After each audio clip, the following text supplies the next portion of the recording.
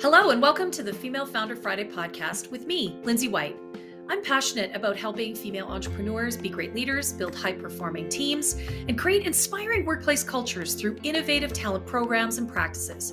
Because when people feel like they belong at work, they deliver their very best and businesses thrive. The Female Founder Friday podcast is all about connecting with the most incredible female entrepreneurs to talk about their journey to creating their own business, the mistakes they've made along the way, and how they view their own leadership. And I'm challenging all of my guests this season to take my leadership style quiz. And during each episode, we'll be digging into their leadership style and how it impacts the way they lead in their life and their business. And if you're interested in learning more about your leadership style and want some of my top tips to help you lead more effectively, you can take the quiz right now. Just check out the show notes or head over to 𝐻𝐼�voltageleadership.ca and click on the button at the top of the page that says Take the Quiz. Then you can share your results, connect with my guests, and join the conversation on Instagram by following me at 𝐻𝐼�voltleadership. Hey, welcome everyone to the podcast. I have the incredible Shannon from 𝐒𝐡𝐚𝐧𝐬 Beauty here with me today, and I'm really excited to hear more about her story. I've heard a little bit, which is why she's here, because I thought it was a cool story right from the start. But I'm excited to dive into this a little bit more today because 𝐒𝐡𝐚𝐧𝐬 Beauty is a really cool brand, and something that I've done a little internet snooping. I won't lie, I've done a little stalking. And I think it's pretty neat. So Shannon, welcome to the show. Thank you so much for being here. Thank you so much for having me. Yeah. Oh my gosh, such a pleasure. Tell us a little bit about the backstory here. What's the journey been? Yeah, absolutely. So 𝐒𝐡𝐚𝐧𝐬 is a hair and nail studio that I own with my friend Annie Lamb. So she has been a nail tech for the same amount of time that I have been a hairstylist. We're both in our 14th year at this point. And we had spent the last 3 years pre-pandemic, we both worked downtown in a hair and nail studio that was side by side. And so we would just randomly have, matcha lattes every once in a while if we had a bad day and just talk about the things in our industry that really bothered us and what we would do differently. But we never took our conversation seriously. It was more of just girlfriends venting to each other until you fast forward to the pandemic and our first lockdown, when Annie ended up actually living with us for the lockdown and helping. We have 3 kids. And so a bunch of wine nights later, the next thing we knew, the idea of 𝐒𝐡𝐚𝐧𝐬 Beauty was sort of born. We had started hearing about the reopenings happening, and myself especially was just getting a lot of anxiety about the idea of going back to a studio. And at first I didn't know if it was maybe I just don't like doing hair anymore. I love my clients, but maybe I need to do something else. I was back in school for business and thinking I was going to completely change my life when I started talking to Annie about what the ideal space would be to work in. And I just realized that really I wasn't connecting with the fact that it was my environment that I was unhappy in, not my career. So we just started, right? And so I'm a very empathetic person, but sometimes I'm not the most self-aware person of my own feelings. So having Annie there to connect with, I think, changed everything. And yeah, so in the first lockdown, we're just like, okay, well, what do we want? We don't want to commute downtown anymore. We live in Ottawa, and it was, in traffic an hour to get from that area that we live in to our studios. So we're like, okay, what if we open something in Canada? And then we wanted something really cool and trendy and fun for us to work in, which we couldn't find in Canada. So then we decided we had to make it. And it was just all these little things. Like, I am not the kind of stylist that likes to wear high heels and tight dresses, and I'm very much a casual, comfortable person. And so we're like, okay, well, we just won't have a dress code. And it just kind of snowballed. Everything that was upsetting us about what we were working in, we decided to do the polar opposite and see what happens. And so we went for a coffee one day at this warehouse building that had a really cool coffee shop, and we saw a few units down that one of the units was for rent. And we literally peered in the window together, and within the first 20 minutes, we're mapping out an entire studio. And by the next week, we'd signed a lease on the space and incorporated our business before we signed our lease. And we just kind of looked at each other like, well, I guess we're doing this. And we've rolled with it ever since. I love it. We went for coffee, and before we knew it, we'd signed a lease and we're setting up. I I love that. It's crazy. I think we always knew deep down, but like I said, I wasn't self-aware. I wasn't connecting with myself in what I really wanted to do and what I had the potential to be. I was very much listening to all of the outside Yeah. voices telling me Yeah. what they thought I should be and who I was. And the pandemic, I know, was incredibly difficult for a lot of people. We all had our struggles, but for me, it was the first time I was able to just stop working and just sort of look at myself and why I wasn't happy when I had everything everyone was telling me I should want. And so, Beautifully said. thank you. Beautifully said. And I have to tell you, that's super present for me. I mean, that's a lot of the work I do anyways on myself, because I've got a lot of shoulds like every other working mom. Yeah. We should all over ourselves. But I think that is the thing, is that we're so busy focusing on the things we should be doing that we actually are completely disconnected from the things we truly deeply desire to do. Like the two things they're not the same, they're not equal, and they're not connected in any way. And I do this work called positive intelligence, which really helps you understand where the shoulds are coming from, how to get those voices to be quiet, and then how to engage different parts of your brain so you can move forward more effectively and with more energy and passion. But I love that the pandemic gave you that space, and that I think we all need a thought partner. Mm-hmm. All need someone to help us see what we can't see for ourselves. Is that a fair thing to say? I agree. I agree so much. And my husband is an amazing supportive partner, but Right. we're in a marriage and we have 3 kids. So obviously he wants the best for me, but we're always making decisions based around the family as a whole. Yes. But then to have Annie, who is very independent and is an entrepreneur and was already talking about wanting to do something like this, to then be like, I would only do this with you.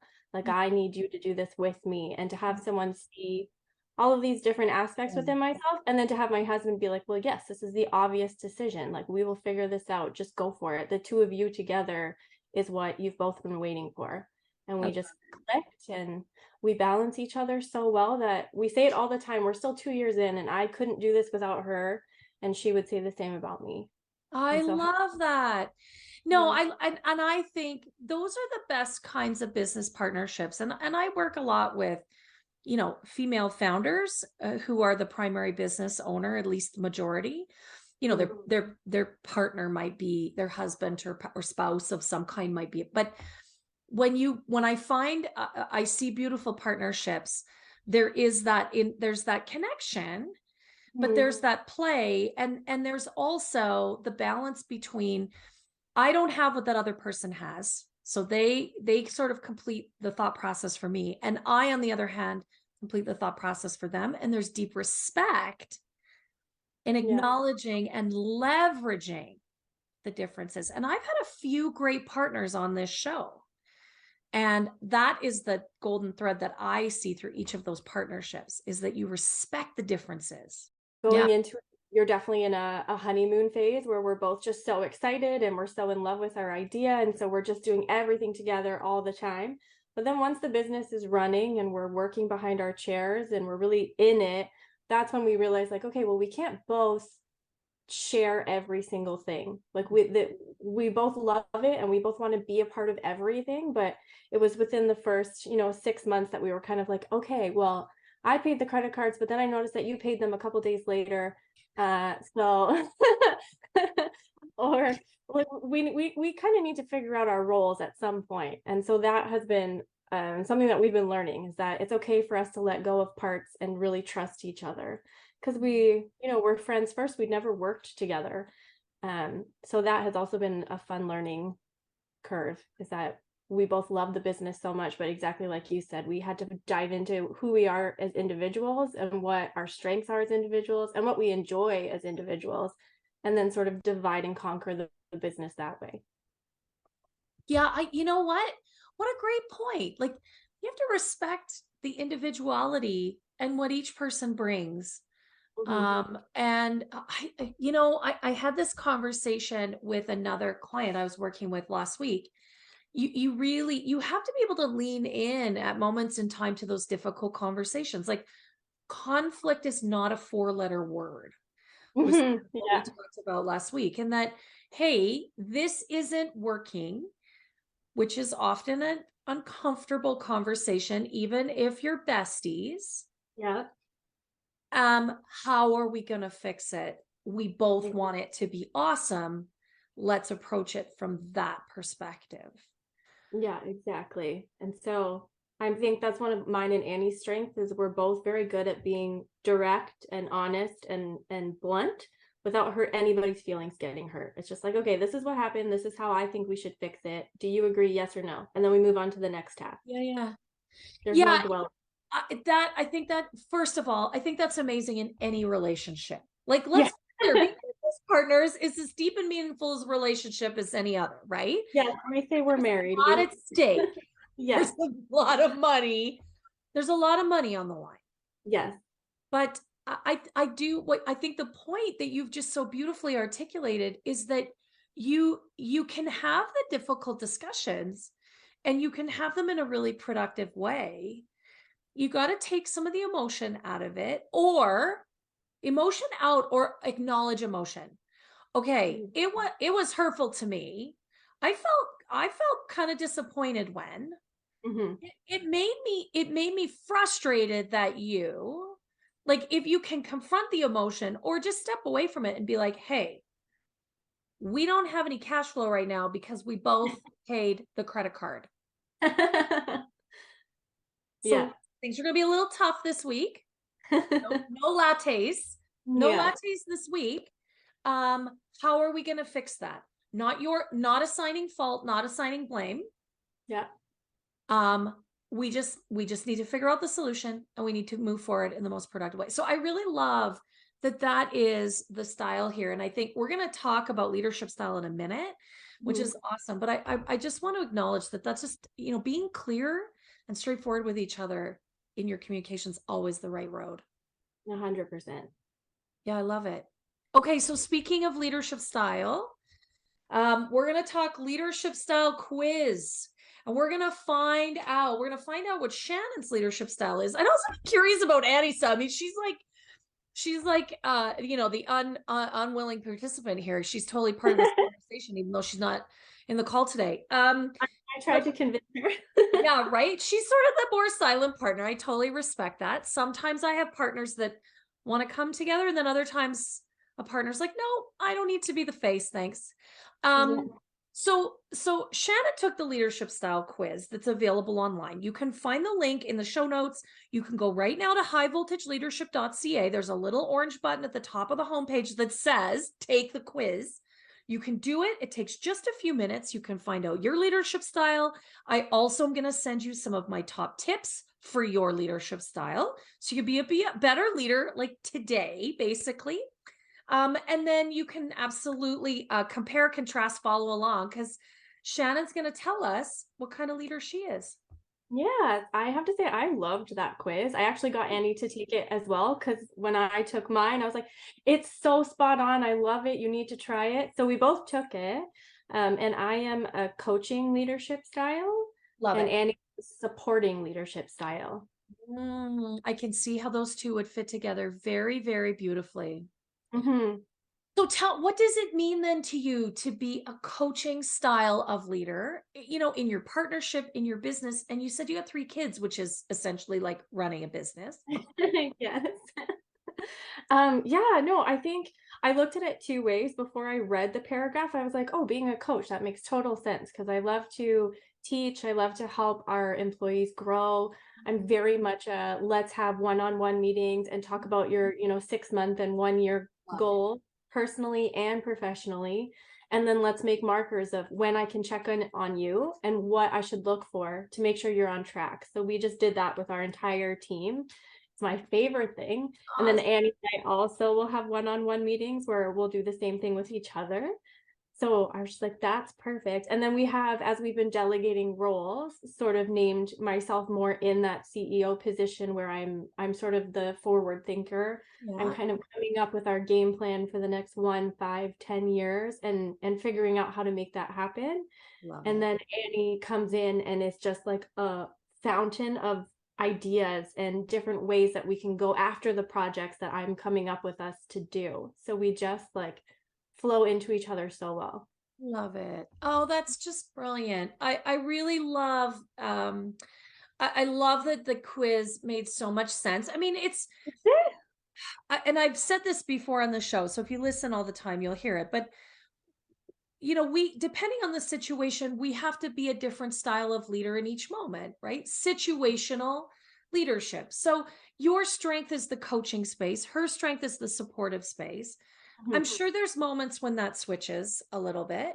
There's also Mhm. moments when we have to be more directive. We have to tell people what to do, that we need to set expectations and hold people accountable. That's really important. And it can be coupled very nicely with coaching on the back end to really help them find the way to achieve. We also need to be able to delegate effectively. We can't grow our business all by ourselves. It's not really possible. The two things don't line up. So I Mhm. love how you brought in sort of all the elements, but the coaching is really the big strength for you. I think that you just really actually articulated that so well. Well, thank you. And then I did love how you also point out like what as a coaching leadership style we could work on and what we probably struggle with. And it was more when I gave mine to Annie to read, she just looked up at me and was just like, "Uh-huh." And I knew she was reading what I could work on as a coach. And that was letting go of projects and delegating more. And because I have the vision, I hold on to it so tightly. I really am working on delegating. I Oh, love getting advice. I love asking the girls their opinions, but then the end result I'll hold on to so tightly until I'm finished. mm, And so Annie has been very supportive of being like, hey, it's okay if you want to ask, so and so to do that portion for you. Like you can delegate that. I love it. I love that she invites you to do that, actually. Yeah. Super Yeah. smart. Instead of you have to, which would likely result in you holding on to it even further. She Yeah. invites she invites you and encourages you. How very supportive of her. Yeah. Um, I really okay, and thank you for bringing that up. Because we do, I mean, for for every great attribute we have, it's a double-edged sword, right? Mhm. So I'm a great communicator, I'm a great storyteller, but the other side of that is that I can get carried away, and that I don't leave sometimes space for other people to add to my story or to tell their own story. And so there's always two sides to the coin. And with each of the great things that we do as a leader, there's stuff we have to really be conscious of. So that is really important. And that's why this little quiz, it's meant to be fun. Like that's the first thing. It's meant to give you a few little insights just to get you thinking a little differently. We're not taking, this isn't deep psychometric testing. This is not, don't be intimidated. But it is always great when you can reflect and be like, huh, is that me? And I Mhm. love that your partner was like, uh-huh, yeah, Yeah. that's you. That's me sometimes, right? To a T. Yes. I love it. I love it. Okay, that makes me happy because you create those things hoping they add value, and it's actually really rewarding to hear that they added more value than you'd planned. They Yay! really do. And doing it at work really opened up a discussion about, our leadership and our management because we took it at the Yeah. salon and we're just like sharing it with all of the girls because we thought it was so cool. So it's a great Oh, conversation starter as a team of being like, hey, this is the kind of leader they're saying I am. How do you feel about that? Would you agree? So it opens up a great conversation as like a team meeting. well, I never even thought of that. Well, add it to the website. Okay. I totally am. And for those of you that are listening, there you go. What a great way to, facilitate a great conversation with your team, large or small. I would also say to you that, every person on your team could take this survey because everyone everyone needs to think of themselves as a leader, even if they're a part-time individual contributor in your business. So at the salon, maybe they work at the front reception desk. Mhm. They need to think of themselves as a leader because they are leading the customer experience for, that would be my example in this situation. But then being able to say to each other, hey, how am I showing up in reality for you? Mhm. That's really powerful when we can solicit that kind of feedback for people. And we can be reflective, and we can do that in arguably what looks like a really safe space at 𝐕𝐚𝐾 Beauty. That is just wonderful that you've created that environment for Yeah. yourself and for your team. Yeah, I think we're making a space that we always wanted to work in, and that it's Love it. safe. Yeah, safe, open, communication is incredibly important, flexibility, and we kind of understand this day and age, salary, obviously everybody wants to make some money, but work-life balance is more important, I feel like, at least at 𝐕𝐾A with our team, Yeah, making sure that they get the schedule that they want, they get the free time that they're looking for. We don't double book at our hair salon. So normally in salons, you'll do someone's color while their color processes, you cut someone, like you just right. keep going back to back. So the girls don't book like that. When they have processing times, they're, helping around the Yeah. studio, tidying, having a glass of water, going to the bathroom, taking a lunch break. Right. Just like we're really going against the norms of what the industry we were raised in. Yeah, totally. Well, I mean, I think that that's so respectful too of, not just, we think a lot of, and I call it work-life blend, right? Like integrating Yeah, work and life I instead of like trying to balance it all, because that never really seems to happen. But that's true. I really appreciate the approach of finding that blend even at work, Mhm. right? Like we all have to have pace, and I'm coming to recognize that in the work that I do. I can't just go from 8 a.m. till 5 p.m. every day nonstop, right? Like that doesn't work. And I don't think that works for most people. So I appreciate that you're really trying to break those norms of an industry that can be tricky to work in, right? It really can, yeah. And it's I shouldn't say small things, they're big things, but like we've brought on health insurance for our team. That's something that is just unheard of in our industry. Nobody has health insurance, but we work ourselves till we're exhausted and sick Yeah. anyway. So we've slowed the pace, we've brought on health insurance, we make a comfortable space for them to work in. We just want everybody to want to come to work and feel taken care of. And Yeah. then in return, they take care of us. They treat us like family. Like Yeah. I am mom and Annie is, bestie or fun auntie. And it's just become a family at 𝐕𝐾A, which is Yeah. also unheard of. Yeah. Yeah, totally. I mean, I have long believed that you take care and you have happy employees, those happy Mhm. employees take really good care of your clients. When you Mhm. have happy clients, the clients bring you more work and more money, and they bring you more clients. When you Exactly. have more money and more work and more clients, then you ultimately you drive, you drive revenue, but you really create a thriving business because Yeah. team is happy and your clients are happy and your business grows. Yes. And it's just a community at that It, point. exactly. It does become a community. Mhm. And so I think, that you are really in a beautiful, subtle way, being sort of disruptive is what I would label in that industry. I think that that is really magical. So I love that. I want to transition a little bit because I know that there must be things here where you've made some mistakes, you've screwed it up. Like, tell us about that and what you've learned from those things.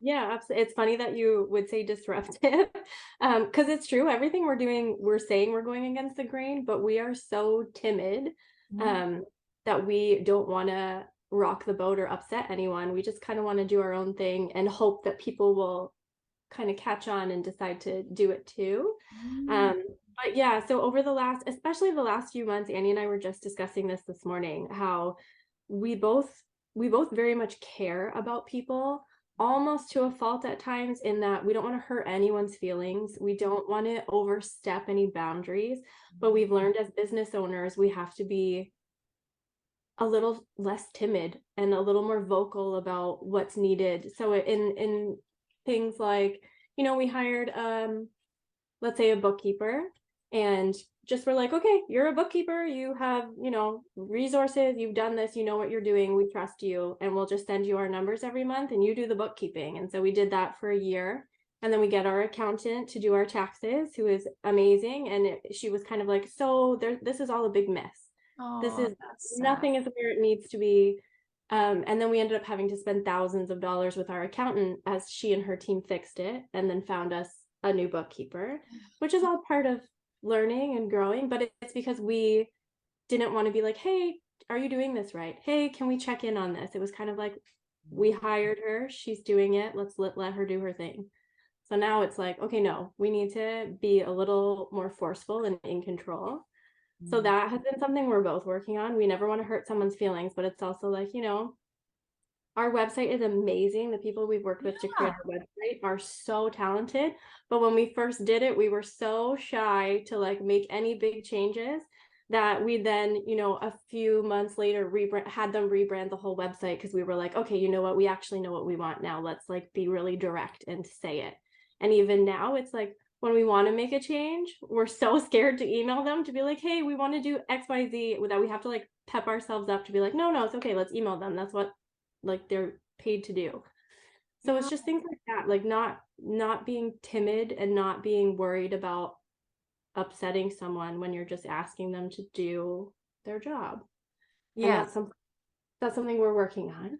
So that was a big mistake of ours. No, actually, I think that's really great that you bring that up, because I don't know, first of all, if it's something that we've talked about on the show before. And second of all, I think it's something that a lot of us struggle with, is that we don't feel like we have the authority, know-how, right? Like, to be able to push back, like that somehow they're an expert and we shouldn't. Again, there's shoulds, right? Those shoulds get in the way. It's like, well, they know what they're doing, so I'll just let them do it. But now it's like, also as an entrepreneur, part of what you're signing up for is you actually do need to become, maybe not an expert, but you need to be knowledgeable in all areas of the business. So like, I took an accounting course. I made sure I at least understood the language. Now when I look at my profit and loss statements, I can really call out when something looks wrong and go from there. Yeah. No, you know what? I think, first of all, a great point. You got to have some basic knowledge. And for so many of us, and I put myself in this category, I have no business running a business. Like I am not a professional business owner. I think I'm a leadership coach, and I'm a people operations expert. But I'm not an expert in accounting. I'm not an expert at advertising. I'm not an expert at at business strategy, like that stuff. We need experts on, but we also need to be bold enough to say, I don't understand. I need a better explanation. I have feedback or thoughts. I have questions. Yes, exactly. Right? And I think if we've got the right expert, they're actually excited when we get that invested, that we say, I want to know more about that, or can you articulate that to me? Or, you sent me that report, but I'm actually not clear on what this says. Can we meet and you can help me understand? Like, the general business knowledge part is a lot of work sometimes. Yeah. And so we've moved into a very collaborative workspace where I go back and forth with anyone that's not working in the studio. We have constant email check-ins, we have video calls, and we're just making sure that I'm always on the same page with every aspect of the company. Yeah. And you know what? I think that's really critical, that idea of just being bold enough to say, I have thoughts, I have questions, I have feedback, and not, you said timid several times. I think that's a good word. Like, somehow, even though it's your business, you own it, you created it, you're running it, that you wouldn't have the authority right? Like, again, sometimes we need to stop and reflect on our own behavior and be like, wait a minute. Yes. It's the what am I Yeah, doing? imposter syndrome can be really strong, really fast. And it's just like, no, like I'm supposed to be here. I've earned the right to be here. I'm allowed to, like you said, ask questions and give feedback. Yeah. Yeah. It's so interesting to me as I continue to do this work with a variety of female leaders. So I work with female entrepreneurs a lot, but I work with leaders in business corporations as well. And it's fundamentally the same, is this idea that somehow we haven't earned the right, that we don't have what it takes to ask the questions, be at the table, send Yeah. that big like, we all, it really is the universal issue. And particularly for women, it seems that voice that says that we're like, what are we doing here? Or who do we think we are? We're not, that seems particularly loud for us. And it can be tricky to overcome. But I really appreciate you saying and just acknowledging that that's actually been one of the most difficult, tricky places in the business. And, inevitably it can cost you money, and that is unfortunate, right? Mm. Yes. Yes. It's once you get that first hit, you're just like, okay, that's not happening again. My voice is Yeah. loud and clear now. No, no, not happening anymore. Yes. I love it. Well, thank you for sharing so boldly with us here today. I really appreciate your candor. I appreciate your vulnerability. Say hi to Annie from all of us, because she's certainly been a part of this conversation. She said Um, that. yes, absolutely. But I genuinely appreciate this chat today. It's been incredibly valuable, and I know everyone listening will get something really important from it. Thank you so much. I hope so.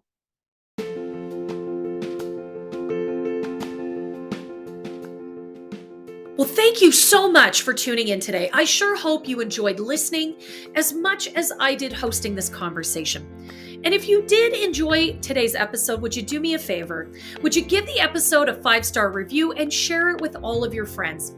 I would really appreciate that.